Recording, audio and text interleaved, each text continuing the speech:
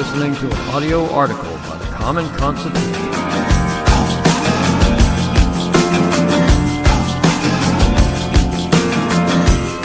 Today's article is entitled, "No Matter the Outcome of the Kavanaugh Confirmation, the Dems Got What They Wanted."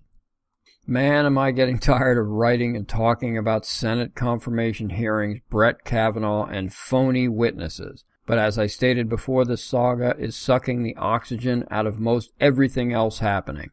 And yeah, I said it. In case you missed it, I'll say it again. Phony witnesses. At one point just a few days ago, I thought that Ms. Ford might be telling the truth about being attacked at a party when she was a teenager. Not by Kavanaugh, I never believed that, but I thought that she may have been traumatized by someone decades ago. But now that it has turned entirely into a circus complete with a clown played by smarmy porn lawyer Michael Avenatti, I frankly don't believe any of them, and won't even if the Queen Mother recalls being attacked by the judge. This is sadly what the Dems wanted. From the start, they've desired to make this process so painful that Kavanaugh would never go the distance. Unfortunately, it looks like they chose the wrong guy to attempt to Bork. For those unfamiliar with the term to be borked, it came from the systematic and relentless attacks on Ronald Reagan's Supreme Court nominee, Robert Bork, who, like Kavanaugh, was immensely qualified to sit on the high court. Bork was savaged by that dirtbag murderer Ted Kennedy and his band of Democrat thugs, and his confirmation failed with 58 no votes in 1987.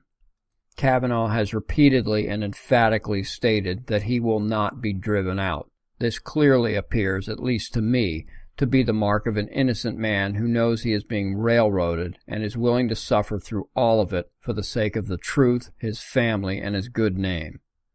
But as the Republicans continue to relent to Democrat demands for more time, more and more faux accusers are coming forward, and none of them have even a hint of legitimacy, nor do the reporters attempting to push the phony narrative.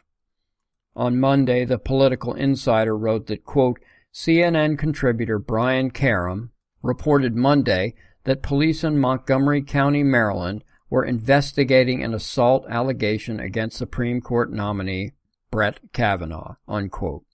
This was a demonstrable lie made up by Kerim, as the Montgomery County Police stated. Quote, investigators in Montgomery County confirmed Monday they're aware of a potential second sexual assault complaint in the county against former Georgetown prep student and Supreme Court nominee Brett Kavanaugh, unquote, wrote Kerim. It was quickly discovered that Kerim's report was a, quote, complete and total fabrication, unquote. In fact, the Montgomery County Police Department issued a statement that same day saying, quote, that they were never contacted by any alleged victim nor any victim's attorney to initiate a police report or criminal investigation regarding Supreme Court nominee Brett Kavanaugh, unquote. And then we have the aforementioned circus clown Michael Avenatti. My apology to all circus clowns. He claims to have been hired by a former State Department and U.S. Mint employee. He claims she, quote, has information of a sexual nature about Kavanaugh and his high school friend Mark Judge, unquote.